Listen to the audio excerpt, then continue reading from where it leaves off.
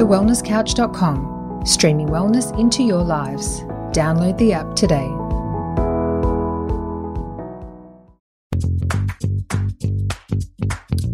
This is Up for a Chat with your hosts, Cindy O'Meara and Kim Morrison.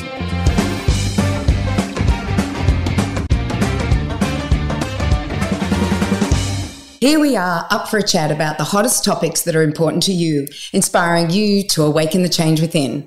I'm Cindy O'Meara. And I'm Kim Morrison. This week, oh my gosh, not only are we live, but we have the gorgeous Dr. Pran Yoganathan. The reason why I'm feeling a little bit weird is hot under the collar. The first time I saw this beautiful human speak was at your summit. And not only did he have a presence on stage, but you're incredible what you offer, Pran, and all of what you do. But I'm going to be honest with the listener. The first words I said when you walked up there was, hello, Christmas, and became very interested in gastroenterology. You're a doctor of gastroenterology, but you're way more than that. Would you mind taking us on a little journey as to what brought you into this field and also why you're so passionate about seeing it so differently? Thanks, Kim. I appreciate that. Christmas is my favourite celebration, so that's nice to hear. Look, the journey's not been a linear journey. It's not been a stepwise journey. You know, I fell into a medical degree. It's not something that I was necessarily passionate about, but I saw it as a means of being a financially secure industry. We sort of came from a war-torn country. We were plunged into poverty as a family, and I just saw it as a means to essentially lift them out of it. I was a mathematician, in school, and I revelled in anything to do with logic, numbers, and the longer I spent in medicine, there were just so many aspects of it that just didn't resonate. There were issues with it that just didn't compute. The logics of it didn't necessarily make sense. So I think we become hyper-specialised, we become very focused and very reductionistic in our path in our careers, but it has never really been my passion to do that. I've always prided myself on taking a bird's eye perspective. I love the way birds soar and can look over something, and see it all. And so I've allowed myself to do that to an extent, to just allow myself to dream, and to dream means to soar. And when you can fly and soar, you can see the broad picture at play. So I don't consider myself a doctor per se. I'm a man, and what I do for a living is medicine. And part of my journey has been what I call regenerative medicine, which is bringing the soul back to medicine, the pathway of using nature to regenerate systems, basically, in this case, the human body, working with nature, moulding nature to allow people to heal. Yeah. Can I just bring something up there? This is quite fascinating. You are a bit of an enigma then, because 1 minute you're talking very left brain, logical, mathematical, sequential, organised, very structural, and yet there's this humanitarian, right brain, creativity, emotional, connectivity part of you. That's not common amongst a lot of professionals. We tend to lead with one and have to dabble in the other. How have you managed? Is it something higher that you believe in that has created the ability to bring both together? Yeah, I think that's a great point you make, Kim. It really is. I mean, let's look at it from the macrocosm, right? We get right-wing politics and we get left-wing politics. You've either got to be right or left. What a neurotic dissociation, right? To be honest, you've got to be able to unify policy to be able to govern well, right? And this is why, a civilization that's plunged into chaos tends to really swing between right and left. I've got a right brain and I've got a left brain, and I've got this big tangle of nerves called the corpus callosum that connects the two. So really, to be a complete man, I've got to be able to unify the aspects of myself. I think Carl Jung the great Carl Jung, the psychiatrist, philosopher, and somewhat of a mystic, spoke of being a complete man. The aim wasn't to be a bad man or a good man; it's to be a complete man. It's merging the dualities, and that's what I've tried to do. And it's interesting when you start merging these dualities, rather than seeing something as good or bad, or seeing it as one, aspects of yourself that are hidden start emerging. So even though I was a very logical man, when I went on this journey to try and unify everything, the poetic aspect of it spelt out. And with regards to, is there something higher guiding me? Well, I think it's your soul, and we can talk a little bit on what the soul is, or my perspective what the soul is a bit later on. But I feel that when you tap into that higher side of yourself, that guides you. Yeah. So let's talk about the soul. What your vision of what is your definition of the soul, number one. But number two, what do you think the purpose of your soul is on this planet? Because I've been watching you, Pran, for a long time and listening to you speak, and I've seen this incredible growth, more, like almost a paradigm shift. Maybe you were there, but you weren't talking about it, and now you're talking about it. So I want to get in deep there. What's your purpose, or what's the purpose of your soul on this planet? And what is a soul? Sure. Big question, Cindy. I'll see if I can address that. When we talk about meditation, right, for instance, the purpose of meditation is to watch your own thoughts, to become an observer of your own thoughts. And I'm not claiming to be great at meditation. It's something that I'm working on, but there have been instances where I've been able to slip out of this human, that has all these, timelines and difficulties and, desires, etc., and just to observe, right? And I think that which observes is fundamentally your soul. So the soul seems to be observing your human at play, right? And so it's non-physical, it is incorporeal, it's intangible, and the Hindus and the Buddhists often speak of it as infinite, blazing into bodies, taking on bodies, and this is the process that they call reincarnation, almost like, the soul inhabits a vessel of flesh, almost like a driver entering a car. And when the car essentially runs out of fuel, which is a lifespan, well, the soul jumps into another car and takes on another car, and it appears that it in itself is in a process of evolution. Like we've got evolution of biological systems. It takes time, right? Millions of years for evolution to occur. It can happen quicker if the selection pressures allow. So you've got biological evolution, and then you've got some form of spiritual evolution where these intangible, infinite energies are evolving. Now, if we are to talk about what the soul is, I think it is important to also touch on the aspect of, a playground for the souls to play. And that's what I suspect these 4 dimensions of the cosmos is. It's literally a playground where these souls enter to play. Some people call it a simulation. We've heard of the simulation theory now that's been popularized. But I think we've got to be careful calling it a simulation because it lessens it. It almost talks of it like it's a computer game of some sort. It isn't. It's a very vast, beautiful algorithm that is clearly infinitely complex. I mean, we just have to look at nature to understand how complex it is. It's an infinitely complex realm that our consciousness enters to evolve itself. And it seems that we can't necessarily leave that construct till there is the full evolution of the soul. And I think the soul's journey is essentially one from having conditional love to evolving towards unconditional love. And I think that's a journey all of us are on. Of course, these concepts of reincarnation were widely talked about by great brains, Plato, Aristotle, Pythagoras, all of which was condemned in those days. They called it metempsychosis. the process of rebirth. But, this was not looked upon favourably by the powers, the Roman axis of power. And unfortunately, even in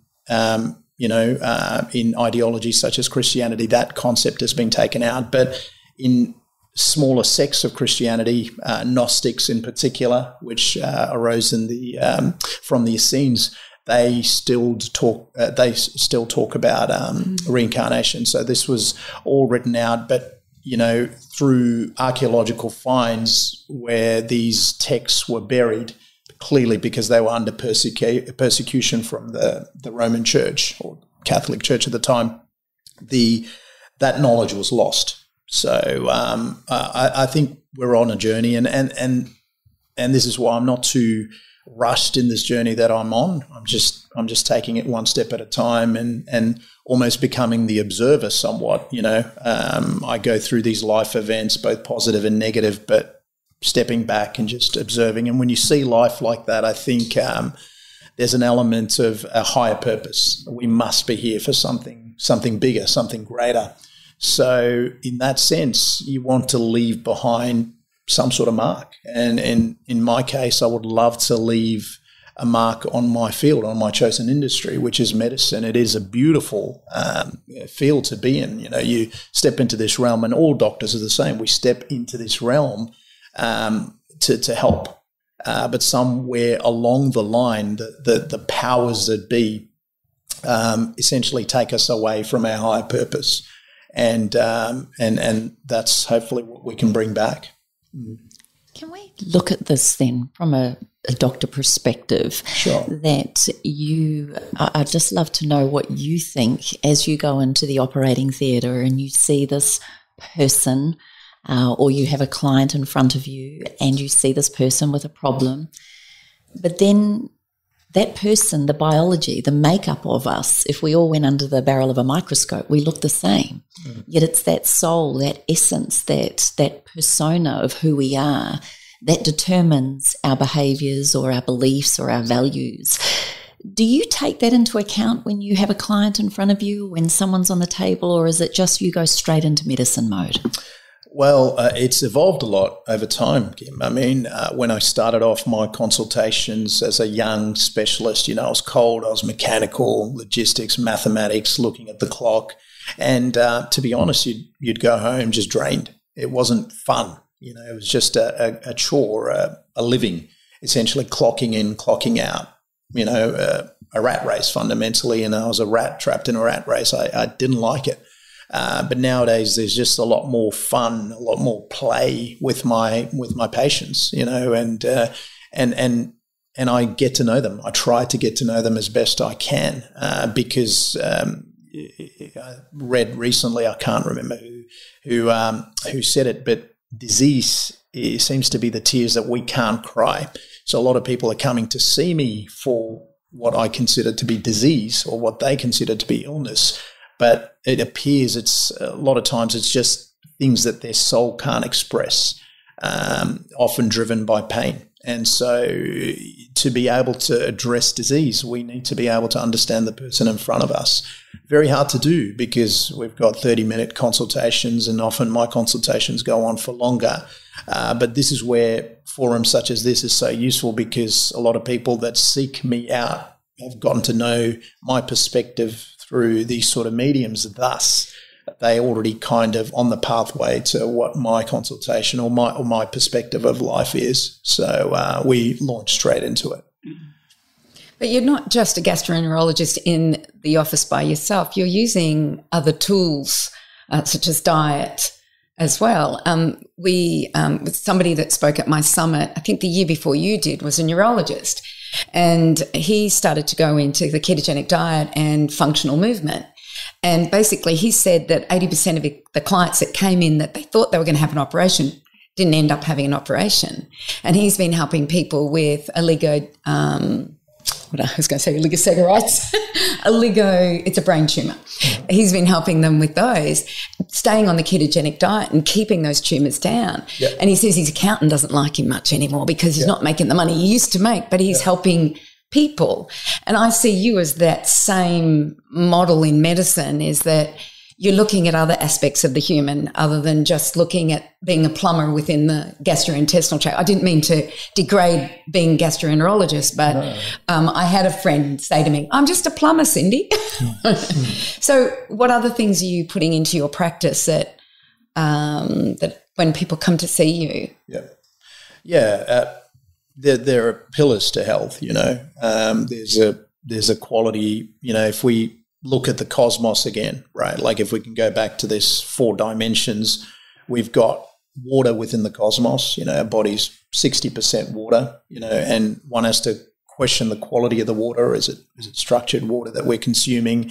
Are there chemicals? I mean, you've seen the recent headlines of what's going on in certain areas in Sydney where the amount of forever chemicals in our water supply is incredible. Now, I've been saying this for many years and been written off by many of my colleagues, but it seems that our water systems have degraded. Civilization or modernity as we live in have degraded the water systems. It's not surprising because modern systems of farming leach these chemicals into our waterways and through other means as well. But, 60% of our bodies come from water. So the water's compromised. Our food comes from the soil, and we can touch on that later, but the soil is compromised. So those pillars to health, water and soil, is an issue. And then you combine it with things like fake light, that we're immersed in, as opposed to the natural sunlight that we're supposed to get. The blue light that we consume from our phones and TVs and computer screens all day. So the light environment's compromised. Now, you throw all of that in with a spiritual detachment. Do people really believe in the concept of a soul anymore or something outside time and space? We don't. So there's that amputation from the soul. So it's happening at multiple levels, and all of it comes down to detachment. We're no longer attached to the water, food, spiritual or light supply, and so we're essentially amputated from the source. So the process of healing, I suspect, is plugging back into nature. If our bodies are formed through the algorithm of nature, and we're saying soul is outside of that, well, we've got to heal the body. We've got to plug the body back into the algorithm, work with her rhythm, nature's rhythm, to be able to restore the rhythms of your body. Yeah. It's a fascinating thing because Cindy, for years, I've watched her speak and she's asked questions in front of people. If you were faced with a life-threatening illness, how many of you would change what you're doing? And everyone puts their hand up. But the statistics that Cindy's always shared is the reality is actually only 1 in 10 of you will follow through with that. That detachment or that belief or that non-awareness that the body can heal is quite sad for a lot of people, or they feel that they need medicine or pharmaceutical drugs, or they don't trust the innate healing ability of the body through the power of those 4 fundamentals that you're talking about. How do you convince or support your clients to actually reconnect with and know that the body that grows itself heals itself? Look, I would never knock pharmaceuticals. That the term is a Greek term, old Greek term. It comes from the word pharmakos.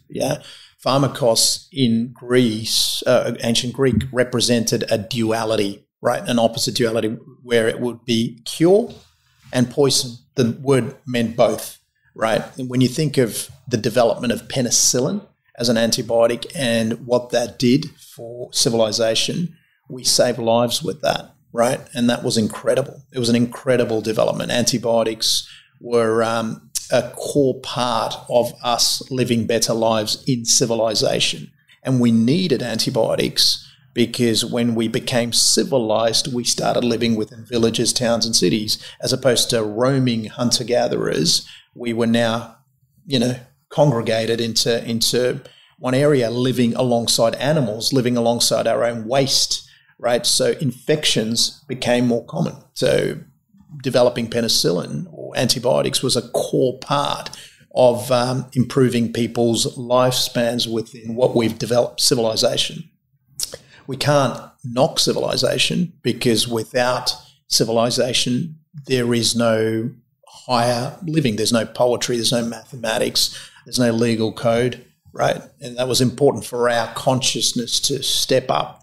People romanticize the life of a hunter-gatherer, but there's nothing to be romanticized. It was a very difficult life, and we still need to look at many of the tribes that live as hunter-gatherers, whilst there's almost a sense of innocence to how they live. If introduced to civilization, they would always pick civilization. It's an easier life, but it also allows us to contemplate higher things, using a railway or pathway that's been set before us. So pharmacos or pharmaceuticals were an important part of that. However, we've now tipped over into the point where it's gone from being a cure to a poison, because the wound that is inflicted is fundamentally the ills of civilization. So we're essentially seeking cures for a wound that is quite easily rectified. And so that's what it comes down to. And when I explain these things to people are so time poor. Right, then that's ultimately what it is. The gift that we're given, our souls are given in this cosmos, is time. Time is the gift. That is a divine dimension. But if one is continually caught in what I call before the rat race, we don't have time for that. And that's where the macroeconomics of the way the world works and money systems come into it as well, because people are pushed for time to survive. We call it making a living, as in, if you don't work, you don't live. It's not what do you do to contribute to society, it's what do you do to make a living. And that's what it ultimately comes down to. We've been pushed for time, and people are no longer able to grant time to improve health because living is difficult. And as we're driven by things like inflationary pressures, which make lives even harder to live, people have even less time. So this is why health will decline as things like inflation rise. It's just, again, putting my logistics or logical brain on it.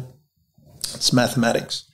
Yeah. So I kind of hear pessimism there as to whether people are going to change. And like as Kim said, 1 in 10, that's the stats that will change. So I hear some pessimism from you that because of everything that's happening, they're just not going to change. I just want to give my optimism here. I feel like, and I might be looking at a gifted horse in the mouth or something like that, but I feel like what's happening in American politics at the moment, especially the MAHA movement, which is, make America healthy again, and I would hope that would make Australia healthy again. Can we turn this ship around if what we're seeing over there with Robert Kennedy can come to Australia? Do you think it could be turned around? I think so. There's a lot of optimism, actually. I'm sorry if I came across pessimistic within that spark of cynicism and pessimism. There is a flame of optimism there. I think the systems that we've built for ourselves, the monetary system that we built, needs to implode. It needs to be torn down. And unfortunately, when you tear something down, there's always, when you rip off a Band-Aid, there's initially going to be blood. And I think we have to prepare for that.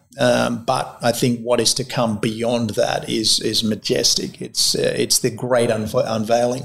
I love the term apocalypse. It conjures up all these dark images for people. The four horsemen of apocalypse, it's death and destruction. It's not that. Apocalypse is the unveiling. It's the great, where the veil is torn down, and people need to wake up and understand what lives and breathes within what they call their countries. We've got a system of universal banking that is the tentacles of a Medusa that's embedded its serpent into every country.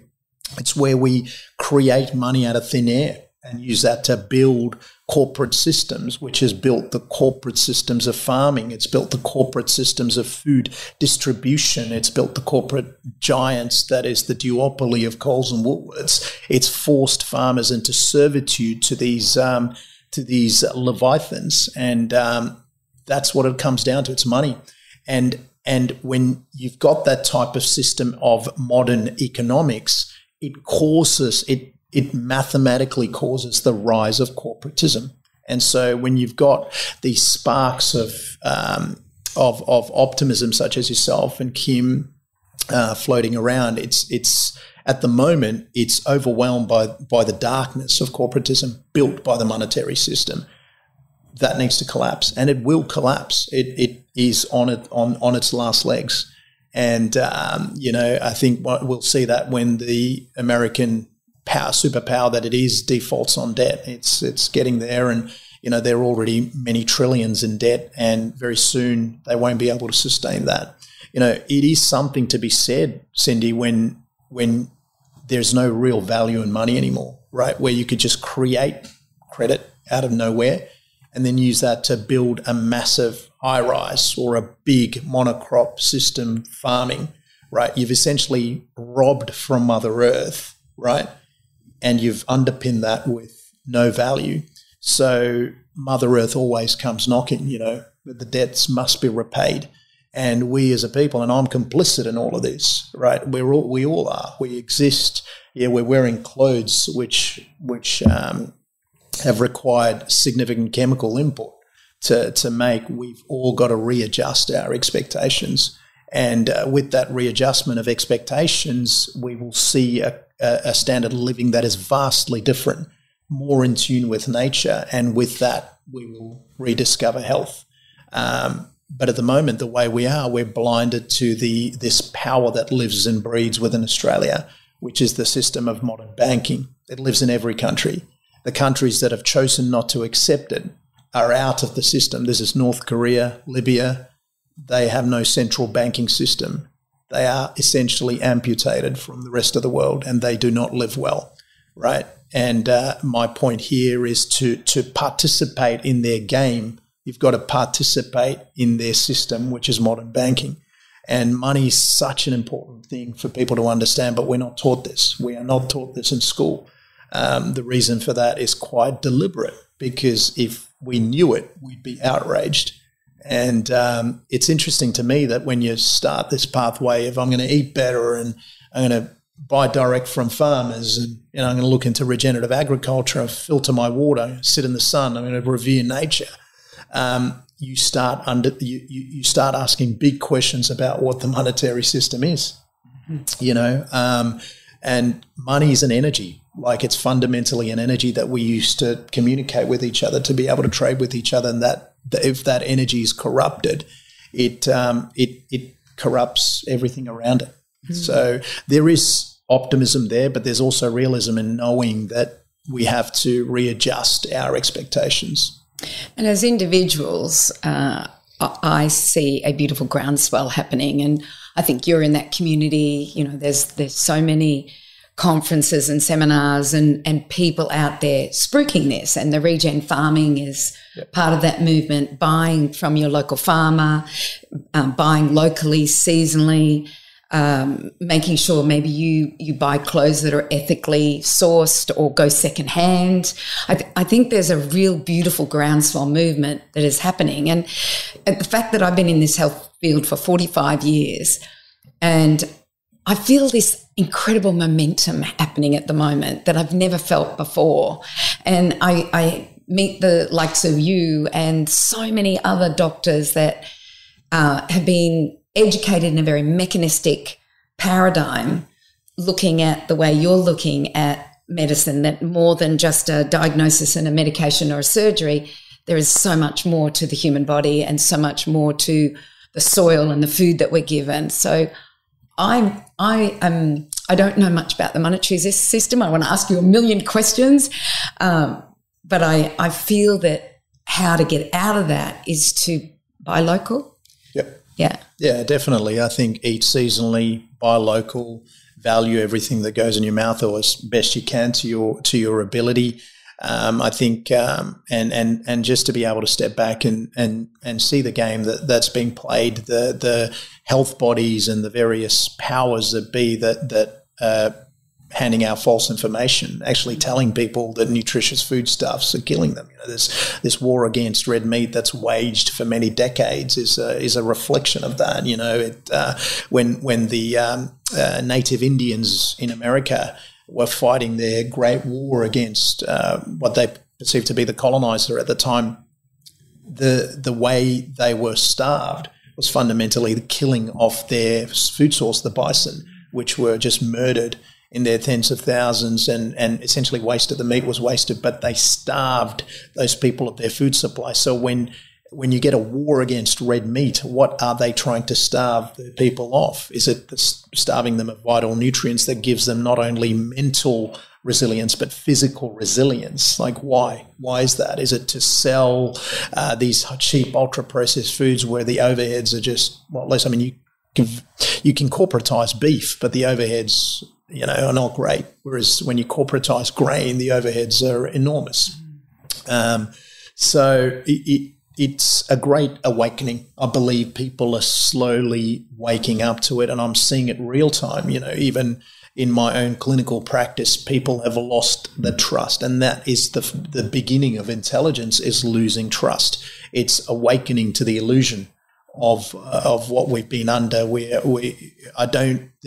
Just over these last decade, the amount of people that are critical about news, legacy media, is incredible. So I think we keep going on that path. We just slowly awaken people, one person at a time. And there are some that don't want to be awakened, and that's their journey. It's like The Matrix, the great piece of cinema where the character Cypher wanted to be reinserted into the Matrix. Many people will be awakened, but they'll choose not to stay awake. They would want to fall back asleep, back into that deep slumber, into a dream. And I don't think we judge those people, but I see a separation in our species coming. I think there are those that are drawn to nature, more into rural communities, and there are others that are going to be drawn further into urban communities. And for me to capture health in these gentrified concrete jungles that we've built ourselves is very, very difficult. So am I telling people to move into rural communities? I'm saying have a link there. It's so interesting when I spend time on the farm and spend time with my neighbours in the rural side of the world. They very few of them will go into cities voluntarily. And they say when they talk to people that have come from urban environments, it's like they look at them as though they were aliens, as in the farmers. So they try and communicate, but the language that they're speaking is no longer the same. There's this great urban and rural divide. But then you have to have people that can bridge, that can act as a bridge into that rural community, because essentially what we're saying when we talk about re-engaging with the rural communities, re-engaging with your food supply, it's picking up that umbilical cord and plugging it back into your navel, because that's what ultimately feeds you. And so that's part of my journey, is to bridge that urban-rural divide. We know that for many people, it's the wake-up occurs when they've been confronted with a life-threatening illness or a disaster or a trauma. Yeah. It seems part of the human psyche is we live this comfortable life, we live this beautiful world until we're not. And that's usually a wake-up for people. You mentioned at the beginning that doctors or people like yourself go into medicine to help, to serve, to want to support the health of our nation and our individuals. And yet you also mentioned that there is a corruption or some sort of persuasion that occurs through that, where all of a sudden they become numbers, it's about the surgery or the drug or whatever. Where do you think, even though we as humans need almost the dichotomies, the extremes of both to actually understand, where do you see that bridge occurring in medicine, where perhaps some have gone down a very pharmaceutical-driven route or surgical route, as opposed to someone like you that's gone very holistic and creating that bridge? How do we convince other beautiful medicine or medical specialists to be in that realm, or do they not want to wake up either? Yeah, it's a difficult one, Kim, and this is where that reset is so critical. We need the system somewhat torn down a little bit. yeah, and it is already buckling under its own weight. I can see it, in particular within the public system, which I walked away with in discuss. The public system is always a reflection of its state, right? That's what funds it, whereas the private sector, at least you can practice with an element of autonomy, which is what I've been able to do within my own private practice. But the public system, I left with in a state of, unfortunately, disgust, because I just couldn't believe how it was burdened by what I came to call as parasitic bureaucracy. It was it was so inefficient, and it wasn't about patient care. It was about just numbers and metrics and quality indicators, etc. It wasn't about the person, and that system needs to be torn down. And I think there are doctors waking up, but till there is a massive jolt, it won't work, because at the moment it's about, as doctors we think about, well, I've got to pay rent, I've got to do this, I've got secretaries to pay. It's all about numbers. We're as I described it earlier, it's a cyclical rat race, like a hamster wheel. But if that is halted, people wake up, they emerge out of what is essentially a fallen empire. Now, we talk about the monetary system building corporatism, building corporations, whether that's pharmaceutical companies or corporate farming systems. If the monetary system is reset, the corporation or corporatism has to decline, right? It has to be held back, in which case we've got this opportunity to re-emerge with all these new paradigm shifts. And it requires leaders, people that are willing to step up and lead a group of people into the desert, away from these pharaonic powers that rule over us. We need people to stand up, and it requires very strong individuals. Can we look at the hospital system then? Speaking of this, and you mentioned the public sector, if you just said 2 of the 4 fundamentals is water and food, those are 2 things that seem to be very much lacking in a hospital setting for the patient to heal. When you look at what's put on their plates after surgery, and we've both experienced it, I'm blown away that they even call that food. How on earth, if they are 2 of the biggest fundamentals that create us to be the healthy individuals that we can be, yet the hospital system that's supposedly saving us from disease or injury or accidents, etc., how are we going to make this work? Yeah, it's a paradox, isn't it? It is an absolute paradox. If you've spent time in the hospital system, you'll see that water systems are not something that are necessarily respected. You've got this water in these plastic bottles or pulled out of a tap. They're not necessarily filtered, are they? You've got food that is just 75% grain or very low quality protein that's inedible, chicken breast that's been, pre-packaged and dry, which no one wants to consume. If you're a patient, you're an elderly patient who's not creating saliva, you can't lubricate all that dry meat and get it down. It's not like you're being served this beautiful, bit of steak which is edible with good quality fats. And the light quality within hospitals, and again, there's very little spiritual connection because everything is mechanized. You've got nurses push for time, doctors push for time, so that soul aspect isn't there. Thus, you are very much dependent on the body's own natural systems to heal, and the body struggles to do that when everything else isn't aligned. So the hospital system is a microcosm of the greater macrocosm of this society, that we've neglected the things that are important to us. And when civilization gets to a point where its own soil and water and air is poisoned, we need to step back, and it needs a revolution from the people. And a revolution from the people is not necessarily a pleasant thing, because heads have to roll. Accountability needs to come in. Now, who's accountable for all of that? Well, that's when people start asking questions of who this great foreign occupier is within our shores that has taken over our sovereignty, and that is the system of banking. And when you start asking questions about who that foreign occupier is, you're going to make some very, very very powerful people upset. And so people have to be able to put up with that. People have to be able to ask all these hard questions, but instead we're willing participants in that system. We pay tax to it. We pay interest on the loans that we take out. So we're all participating at the moment, but I think the veil is dropping inch by inch, slowly being lifted from people's eyes. And when we awaken, I think it'll be a glorious moment. Yeah. Can you tell me the signs? What are the signs that we are seeing? Because I'm obviously missing it. Yeah. Can you just move forward or even now and tell me the signs and then move forward as what will the more signs be? Yeah, I think there is a genuine loss of trust in politics.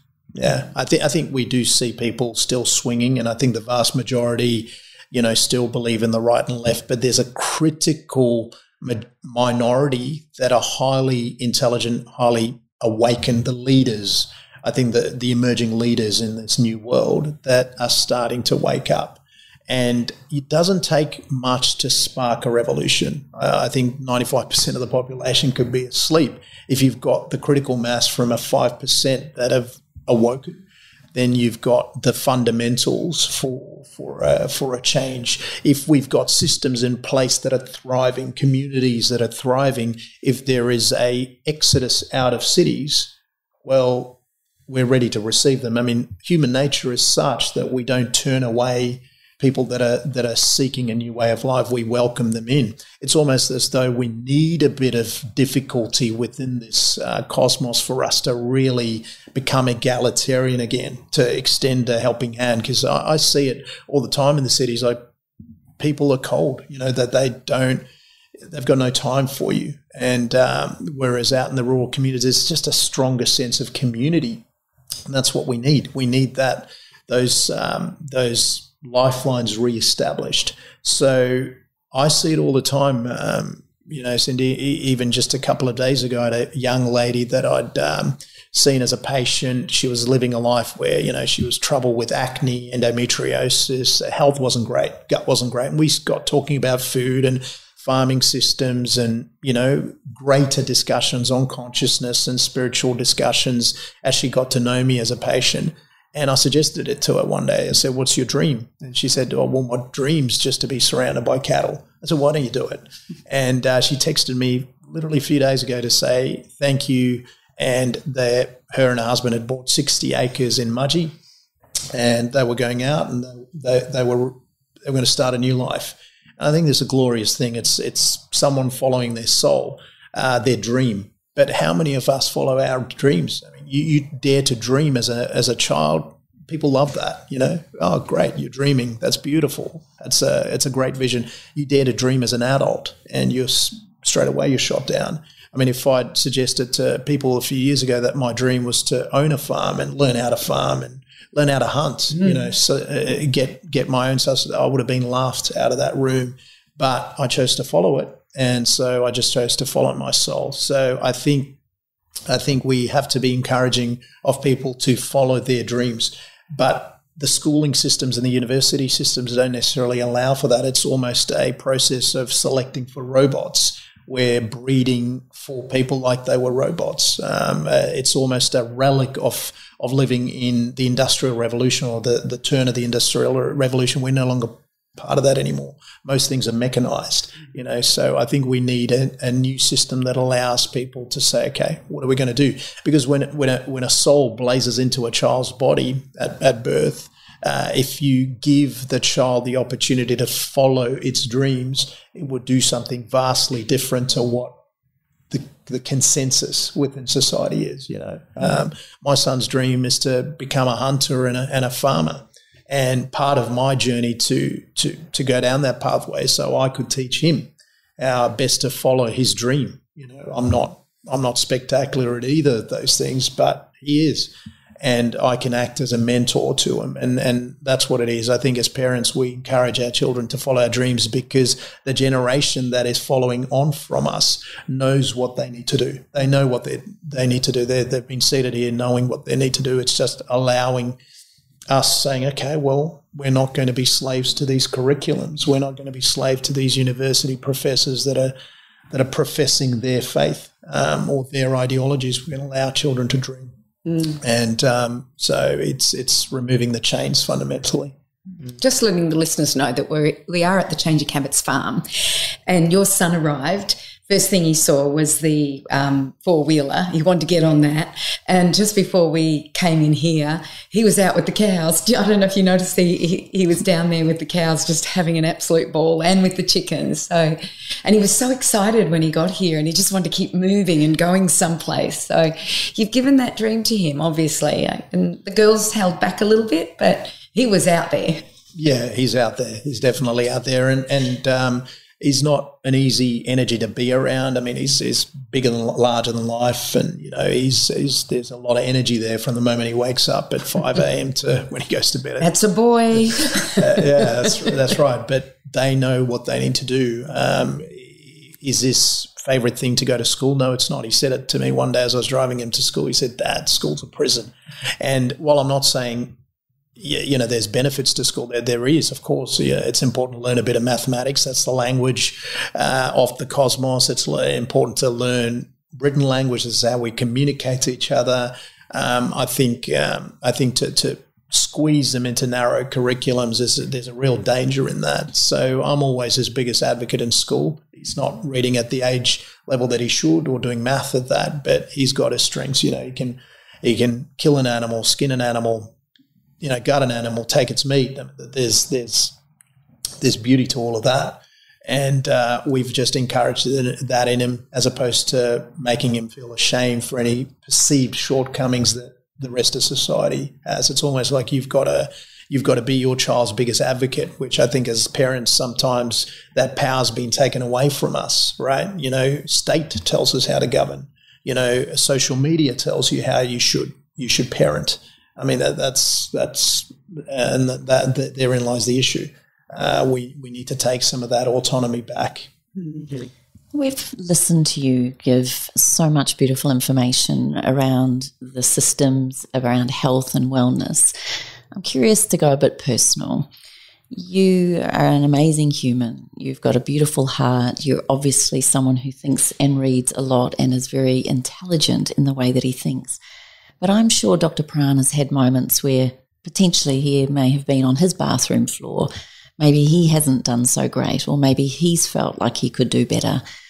Would you be willing to share how you get yourself through your challenges of what we consider this thing called life? And what are some of the self-care rituals or tools that you take on to make you the great man that you are?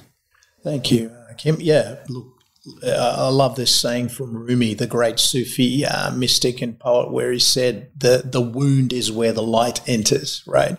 We are supposed to, we were talking earlier, me and Cindy, and, we were talking about mistakes, and I said, aren't mistakes grand? Because that's where you evolve and learn from. And, I've had very, very difficult personal circumstances even last year, which were very, very difficult, and it involved my family. And, there were moments that I couldn't get myself out of bed, that I leaned on things like alcohol, because I've got a predisposition to that. And life is not meant to be easy. If there was a grand creator of a game, right, and players were allowed to enter that game, you wouldn't enter a game where you sat on a beach all day and sipped a pina colada. You just wouldn't. You enter a dream or a game where you grab a sword and go to fight with a dragon, and that dragon for us is our soul. It's this war against ourself, against our base animal instincts versus the higher purpose. And it's a war against a system that, the way I look at the universe, I look at it as being governed by some malevolent forces, but those malevolent forces are to be cherished, for they are those things that give us the challenges. They are the things that we're going up against. And so life is about how you navigate that and come out still being able to love sort of almost on an unconditional basis. It's being able to recognize yourself in another. The spark that animates me is a spark that animates Cindy, and the spark that animates yourself. So at the deeper levels, we're all part of something called a collective consciousness. At this superficial layer, if you look at us as an ocean, the superficial layer, we're all separate egos, but the further and further we sink, it seems that our thoughts become collectivized, almost like we're all part of one thing, almost as though the creator of this grand game shattered himself or herself into many smaller pieces to allow him or herself to evolve through many separate things, as opposed to remaining universal and as one. We're all a part of this infinite energy that is trying to better itself. I believe it's trying to gain experiences within its own creation. It's essentially playing within a playground of its own making, and we're all part of that. So we got to give that thing an experience worth living. And I'm sure that deeper energy does not want us stuck in a job we hate, surrounded by interpersonal relationships that are toxic. It wants us to live and dream. And it's almost as though we are little cameras taking photographs of our lives and sending it back to this greater cloud system where it stores these collective memories. And I think we've essentially got to just follow our dreams to give this thing a life worth living. I love your philosophy about going deeper and getting into the space. I'd love to know your thoughts then. What about going grander, where we potentially can look at the things like quantum physics, or it goes beyond, where we get into the no thing, which is nothing, which is to know things. Yes. I mean, I just love you being a mathematician. I'd be really curious to hear your thoughts around the quantum physical realm and where we're heading with a human understanding of that. Yeah, I think the quantum realm, I mean, you're looking at everything in its smallest level, right? And that's what quantum means. You're looking at everything at almost a subatomic level, electrons, photons, neutrons, and you're saying, well, that is the fundamental layer, right? But it's quite interesting. If you were to zoom in on the quantum level at an electron, for instance, if you zoom in on that, at a certain point, it's called the Planck scale, it itself disappears, which you've already mentioned, Kim, is nothing. So fundamentally, there is nothing beyond the Planck scale. And that can relate to time. There's Planck time, Planck energy, Planck distance.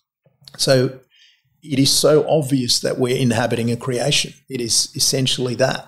And the most fundamental thing is our awareness, our consciousness. That seems to be the most fundamental thing.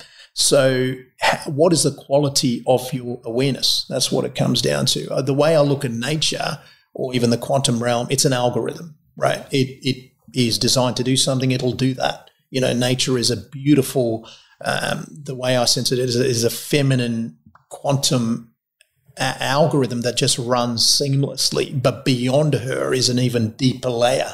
So it's such a fractal realm that our brains cannot fathom it. But if we're humble to it, if we're humble that there is something much greater than ourselves, I think that allows you to step back and enjoy life to some level. The quantum realm is brilliant, because we're uncovering the basis of the algorithm that runs us. But even deeper than that lies the spirit realm, the realm of dreams, the realm of, of near-death experiences, the realm of meditation, the realm of hallucinogenics that take you into that. There's a deeper realm that lies above us and below us and all around us. It's just our senses do not allow us to perceive it. We see less than 1% of the visual spectrum or the light spectrum. We hear less than 1% of it. We're very limited. What would we see, Kim and Cindy, if we could see 100% of it? If we could hear 100% of it, I suspect we wouldn't be able to handle it. I suspect we would go crazy. And you sort of, one of my defining moments in my medical career as a young medical student was working in a very, very, in New Zealand, in a psychiatric facility which housed the sickest people. They were floridly manic or floridly depressed, schizophrenia, bipolar disease, etc. And I spent so much time with these patients, and it's etched into my memory their obsession with things like the spiritual realm, angels, demons, gods, the realm of myth, vampires, minotaurs, and because I'd grown up with all these myths, I'd read them and consumed them as a child, I didn't necessarily look down on them as, well, they're sick. I looked at them as people that were cast into a life that was very difficult. They'd had very difficult upbringings and childhoods and so forth. It's almost as though they'd gone from this pan of life, the crucible of life, and jumped into the fire, and their senses had opened up to that realm. And so that wasn't necessarily conducive to them being able to function in society, right? So as a man, have I touched those realms? Yes, I've touched it, and they're not places where you can function. So it's about being able to appreciate it, but coming back to why we're here to give that infinite energy an experience of life. And so we've got to live that life. You can't just opt out, and some people choose to opt out of this life because it is difficult. It's filled with challenges, Kim, as we were alluding to earlier. But it's important to allow your soul to go on that evolution, because I choose by opting out, you re-enter anyway. Yeah. Mm-hmm. I was speaking to a very wise young man this morning who said that we're antennas. And when I think of something, like I think when I met you or Kim, how Kim and I met, or how people come into our lives, it's almost like you've got this antenna out there for these people to help you, to teach you. I don't know what it is, or it could be a book. And I remember I lost 5 very important women in my life, going back nearly 20 years. So grandmother, mother, sister, mother-in-law, and girlfriend. So they just disappeared out of my life. And then Kim came into my life and took over. I stalked her. She came into my life and just kind of took over that space. But what was really incredible is that a book came into my life. It kept coming and I'd push it away. Everybody was giving it to me. And finally somebody actually gave it to me as a gift. And I said, you need to read that, not knowing that I'd seen it in other places. So I believe that we are, when this young man said to me, we're antennas, I'm thinking, that's what we are. We're antennas, and we've got a frequency. And so we meet the people in that frequency that help us get to that next stage that we need to get to in life. And the author of that book, I ended up meeting him and going to his seminars and having incredible experiences with him. It was about reincarnation and past lives. And it helped me understand death. Whereas I never understood death. I was always scared of it. I remember saying to my sister, I said, what if there's nothing on the other side? And she said, well, you won't know, will you? She was very wise. And I said, but what if there is something on this side? She said, well, look forward to it. She always had those amazing answers. But it was that book that took me away from the fear of death and what was on the other side to embracing life again. And then from that, my antenna just seemed to be at another frequency then. That was... It's beautiful. That's actually beautiful to hear. And what you described there with that book re-entering your field of vision or your perception is synchronicity. And synchronicity is when your higher self has to force something into you. I mean, we interpret that in our 5 senses as synchronicity, but at a higher level, that is your purpose being defined to you very, very clearly. And the more you become the observer, the more you're just hammered with synchronicity everywhere. You see it as a kaleidoscope of numbers and events and people and words, and that's a beautiful thing. It's a glorious thing. The more mechanized you are, the more in that rat race or that hamster wheel, the more you'll miss it, the more you'll miss synchronicity.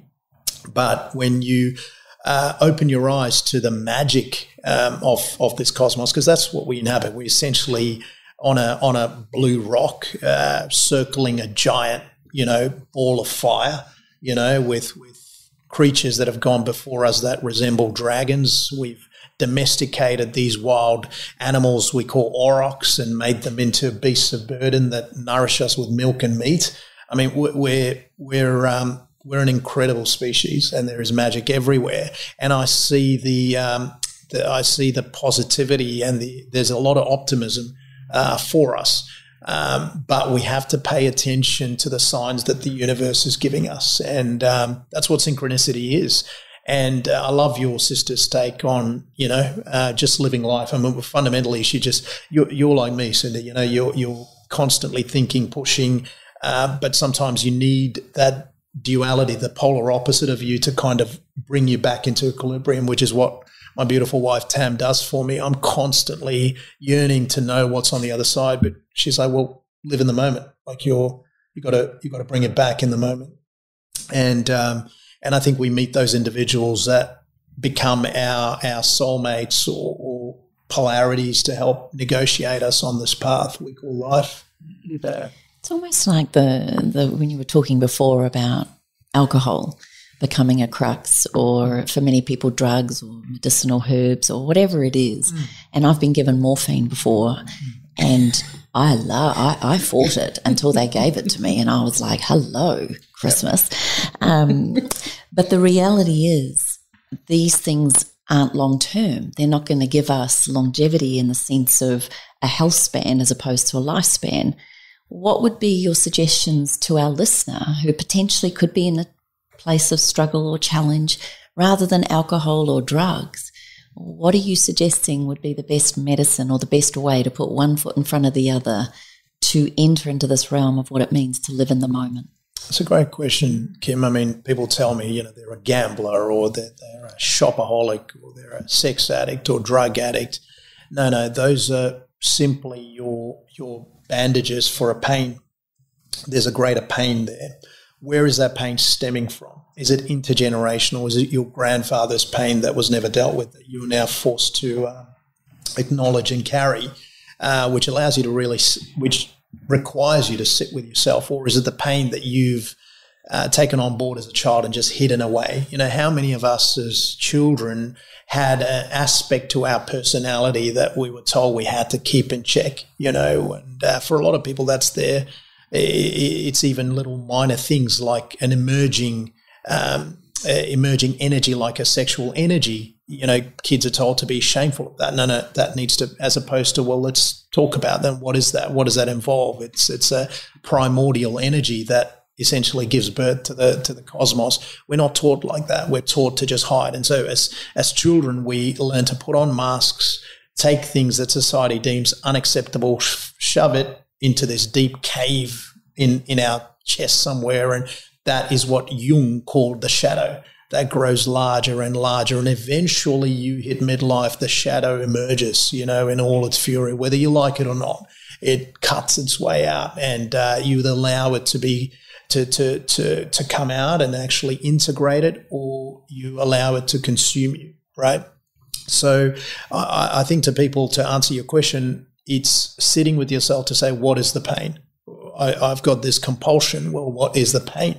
And that's what it ultimately comes down to. It's addressing things that have not been addressed, that are hidden, because we've all got them. It doesn't matter if you're a billionaire or a homeless man or woman. We've all got spiritual injuries that we're here to heal and evolve from. Or not. Yeah. Eternity's a long time, though. You get plenty of time.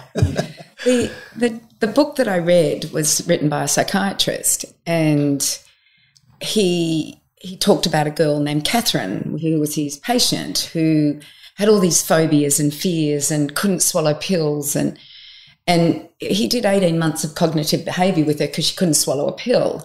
And then he thought, I'm just going to hypnotise her. So he hypnotises her, and she goes back into past lives.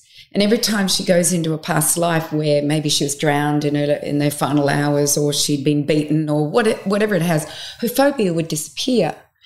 Not everybody is going to have this chance to sit with someone to be hypnotized, or find a diet that will help them with their bipolar or their gastro problem, or whatever it is. And I feel like there's lots of avenues to get well and to find it. And some people, like my husband, he doesn't want to go back into the past. He doesn't want to dredge up history as far as, it was this that occurred that caused this, especially with other people, So how do we find our way if there's lots of avenues, and how do we know which is the right avenue to go? Should we go get hypnotized? Should we find our path? Should we have NLP? To me, it's confusing. Like, I feel I've found my path and I feel like I know the way forward. But there's a lot of people out there with a lot of pain that have never found, and they don't know where to go. And they feel like they live these lives of quiet desperation and die in a desperate position. Yeah, I think, yeah, and this was something that really I struggle with it, Cindy. But over time, I think I've learned that everyone's living their life on, and it's their own little trajectory, it's their own little path, and the empath in us wants to pull them out of the swamp, but their life for this lifetime is unfortunately destined for the swamp. And I love that biblical tale of the destruction of Sodom and Gomorrah, because Lot is told to flee. One of the archangels appears to Lot and says, "Flee the city and do not look behind, otherwise you risk being turned into a pillar of salt." And it's sometimes what you've got to do. You've got to leave people behind, and that's just part of the journey. You never truly leave them behind, because remember, at that deeper layer, we're all connected. I think in a place outside of time and space, we all sit with each other and just laugh about how much pain we caused each other, and how much difficulty we caused each other, but we did it to push us to evolve. So I'm resigned to that fact now, that you put out a certain frequency, people in that frequency will gravitate towards you, and that is your community. And we're blessed in this modern era that we could do it in a digital way, because, the way we've been able to connect was digitally, and, there are some benefits to technology that are just so glorious. It gets misused. Like we talked about pharmaceuticals, for instance, it's been misused, but everything used well has positivity to it. So I think we just got to let souls go on their own specific journey. You can't force them. And that's that law of detachment that the Buddhists speak about. It's just letting the material go and just sitting back and becoming the observer of your own life to some degree. And I think it's important to watch it sort of just click into place. You two may have connected digitally, but I think I connected visually. That's beside the point. We know we could talk for a very, very long time, and there are so many questions we would love to continue to ask. If there was a way that people could follow you, if there is a way that people could be a part of your way of thinking, is that something you offer through your socials? Is that something that we can connect our listeners to? Yeah, sure, Kim. I mean, I post a lot of my thoughts on socials. I think some of it is written cryptically, almost in a code form, in codex, in poetry, in prose. I do that to purposely allow people to use their mind to be able to think, and it's not for everyone. I get thousands of unfollows every month. Just look at some of the data, it's hilarious. But I'm not doing it necessarily for followers. I'm not a leader in any way. I don't want a cult behind me. I simply am just putting my mind out there, my perspective of the world, my little view of the way I see reality, because none of us are wrong. There's no right or wrong. We've all just got our specific perception of something grander, and that thing is just so big, that grand thing is just so big that not one of us can encompass it in its full glory. So we've all get a little perspective. And who am I to say that, Kim or Cindy, your version is wrong? It's just what you see. So we should be able to speak about our perspective and to have that being received without it being censored, or shot down. And that's what it is, where I'm giving my perspective on reality, and those that choose to stick around and listen to that, more than welcome to. But yeah, I generally do it through our social media. The algorithms I have to fight against, because a lot of my content is very word heavy, so it's not necessarily selected for, or promoted by the algorithm. But I do what I can. Yeah. And that's at Dr. Pran Yoganathan? Yeah, that's the one. Yeah, we'll make sure that goes in the show notes. It's interesting you talked about that just then, because we are meaning-making machines. Humans put meaning into this thing called life. And I remember saying to one of my teachers one day, gosh, nature's so brutal sometimes. And he just looked at me and he goes, is it? Or is it just a good day for the shark and a bad day for the fish? Yeah. Like he said, you're making it look brutal. Nature is nature. Wouldn't it be wonderful if we as humans go, this is what it is to be human, rather than carrying these burdens or these emotional pains or traumas? Yet it's all of those wounds that makes us human. It's like it's a very, it's a looped. It's not singular or just one narrative or one pathway, is it? Yeah, that's exactly right. And that's the polarity. We talk about goodness or gentleness and then brutality. Those are opposites. Without brutality, goodness can't exist. So you need, for this cosmos to work, you need the polarity. You need the male and female. You need the good and the bad. That's what allows all of this to run. So how can we knock the bad when without the bad there is no creation? There is no Genesis. So we need it. At the start, God created light, but within that was within a pool of darkness that was necessary. And so we have to accept the good and the bad, but understand at the very deepest layers, everything just evolves into a single mind, a single thought that perhaps got a bit lonely and spawned us for it to evolve within it. There is no good and bad. I think the Buddhist philosophy is beautiful because at the deeper layer, it's all one. And early Christianity was pretty much identical too. Yeah. Buddha talks a lot about the struggle. I had time with His Holiness the 12th Khenting Taisattupa in India and had a one-on-one with him, who is the teacher of Tibetan Buddhist monks. And he said, what is your question?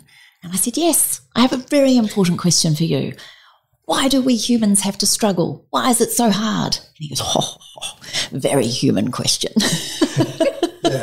And he said, my dear, how can we possibly have light without dark? How can we have high without low? How can we have a shadow without the light? So my final question that I have for you is a question that I've never asked anyone before, but it's been a burning question since I was a little girl.